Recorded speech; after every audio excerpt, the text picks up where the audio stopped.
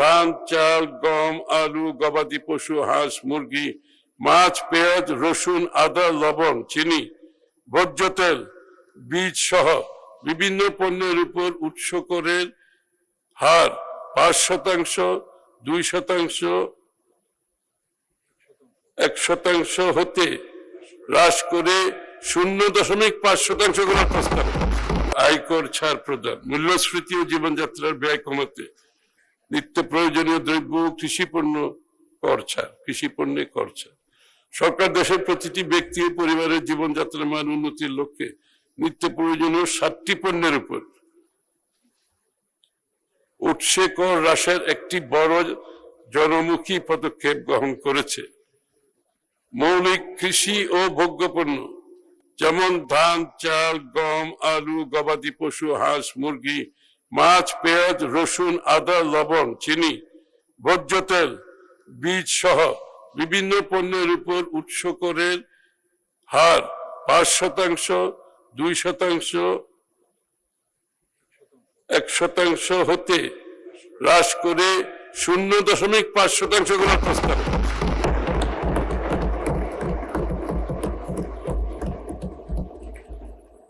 এটা অত্যন্ত গুরুত্বপূর্ণ।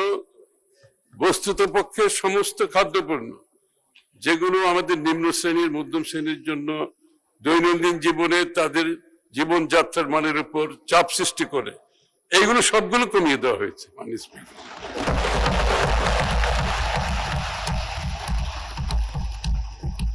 এগুলো তো সরকার অনেক ট্যাক্স হারাবে, কিন্তু আমরা তো জনগণের নির্বাচিত সরকার। আমরা এমনিতেই দেশে মূল্যস্ফীতি চলছে, তার মধ্যে তাদের উপর প্রেসার সৃষ্টি যাতে না হয়, আমরা এই সিদ্ধান্ত নিয়েছি। এটা কঠিন সিদ্ধান্ত বাজেটের ব্যাপারে।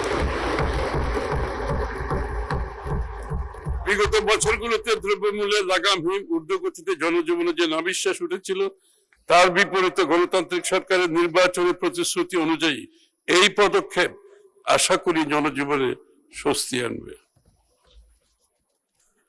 সাধারণ জনগণকে স্বস্তি প্রদানের জন্য অন্যান্য যে সকল গুরুত্বপূর্ণ ক্ষেত্রে উৎসে কর হ্রাস করার প্রস্তাব করা হয়েছে তা এই মহান সংসদের নিকট উত্থাপন করছি। মাননীয় স্পিকার,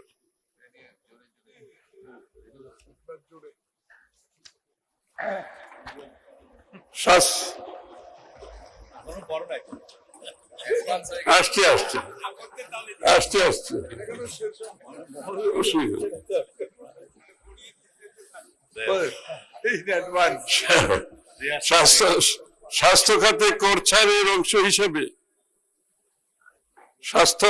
স্বাস্থ্য খাতে কর ছাড়ের অংশ হিসেবে কিডনি ডায়ালিসিস ফিল্টার আমদানিতে বিদ্যমান 5% অগ্রিম কর সম্পূর্ণ মওকুফ।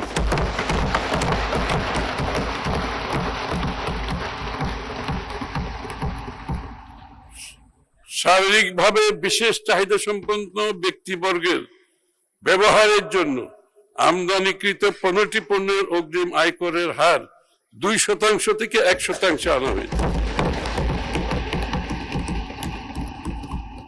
উৎস করের উচ্চ হারের কারণে স্বর্ণ ও স্বর্ণালংকারের সরবরাহ এখনো অনানুষ্ঠানিক রয়ে গেছে। এটা ডার্ক মার্কেটে রয়ে গেছে সোনার বাজারটা। এটাকে মেইন স্ট্রিমে আনার জন্য, এই ব্যবসাকে আনুষ্ঠানিক খাতে এনে সরকারের রাজস্ব আদায় বাড়ানোর লক্ষ্যে স্বর্ণ ও স্বর্ণালংকার সরবরাহে উৎস করের 5% থেকে 0.5% করা হয়েছে। আমরা আশা করছি যে ডার্ক মার্কেটে সোনার ব্যবসা চলে, সেখান থেকে আমরা বেরিয়ে আসতে পারবো। কম্পিউটার, পরিবেশ বান্ধব যোগাযোগ ব্যবস্থা নিশ্চিত কল্পে ইলেকট্রিক বাস ও ট্রাক এবং ইলেকট্রিক চার্জিং স্টেশন আমদানির ক্ষেত্রে উৎস কর হার 5% হতে সম্পূর্ণ প্রত্যাহার।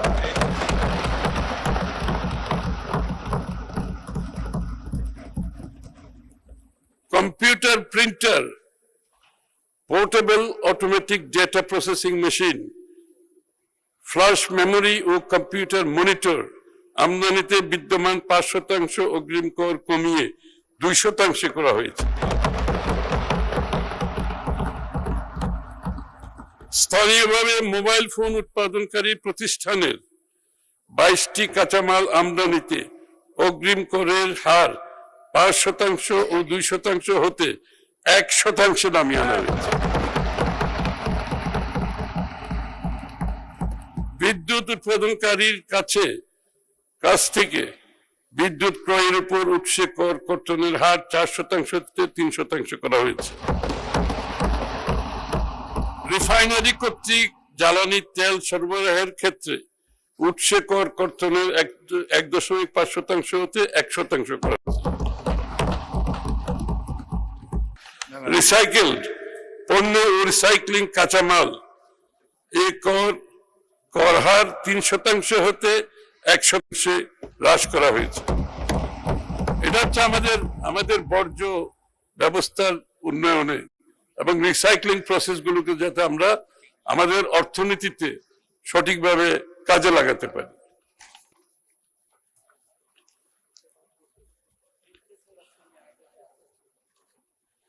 বিটিআরসি কর্তৃক প্রাপ্ত রেভিনিউ শেয়ার, লাইসেন্স ফি এবং চার্জের উপর প্রযোজ্য 20% উৎসে কর প্রত্যাহার করা হয়েছে।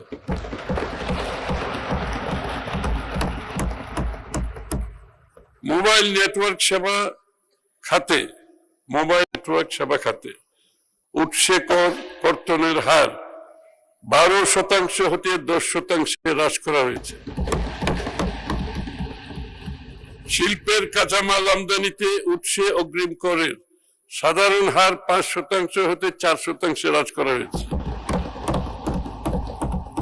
বিদেশি বিনিয়োগের স্বার্থে যন্ত্রপাতি ভাড়া বাবদ অনিবাসী নন রেসিডেন্ট করদাতাকে পরিশোধ খাতে উৎস কর কর্তনের হার 15% থেকে 7.5% করা হয়েছে। বীমা খাতে রি-ইন্স্যুরেন্স প্রিমিয়াম বাবদ খরচ কমানোর স্বার্থে অনিবাসী করদাতাকে পরিশোধিত বীমা প্রিমিয়াম হতে উৎসে কর কর্তনের হার 10% হতে 5% করা হয়েছে। শিল্প স্থাপনে বিনিয়োগের ব্যয় কস্ট অফ ফান্ড কমানোর স্বার্থে বিদেশি ঋণের সুদের উপর উৎসে করের 20% হতে 10% হ্রাস করা হয়েছে, হ্রাস করার প্রস্তাব করছে। এই পদক্ষেপগুলো ব্যবসার নগদ বাড়াবে, তাদের লিকুইডিটি বাড়াবে, ভোক্তা পর্যায়ে মূল্যস্ফীতির চাপ কমাবে, ভোক্তারা লাভবান হবে। ফলস্বরূপ শিল্প ব্যবসায় বিনিয়োগ বৃদ্ধি পাবে, যেটা আমাদের টপ প্রায়োরিটি আজকে। উৎস করকে ন্যূনতম করের পরিবর্তে অগ্রিম কর হিসেবে বিবেচনা করা, এটা একটা গুরুত্বপূর্ণ সিদ্ধান্ত। মাননীয় স্পিকার, এতদিন করযোগ্য আয় কম থাকা সত্ত্বেও উৎসে কর্তৃত কর বাধ্যতামূলক ন্যূনতম কর হিসেবে বিবেচনা করা হতো, যা ব্যবসায় পুঁজির সংকট তৈরি করত। সরকার এই বিধান বাতিল করে উৎসে করকে অগ্রিম কর হিসাবে গণ্য করার আন্তর্জাতিক বিধান চালু করছে। এছাড়াও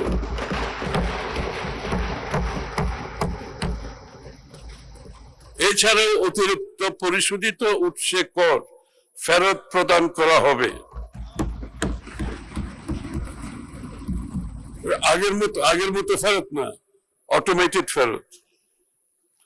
এর মাধ্যমে কর ব্যবস্থায় ন্যায্যতা প্রতিষ্ঠিত হবে। মাননীয় স্পিকার, একটি দায়িত্বশীল রাষ্ট্র হিসেবে আমাদের করনীতি শুধু রাজস্ব সংগ্রহের হাতিয়ার হিসাবে নয়, খাদ্য নিরাপত্তা, জ্বালানি নিরাপত্তা, পরিবেশ সুরক্ষার জন্য ব্যবহৃত হতে হবে।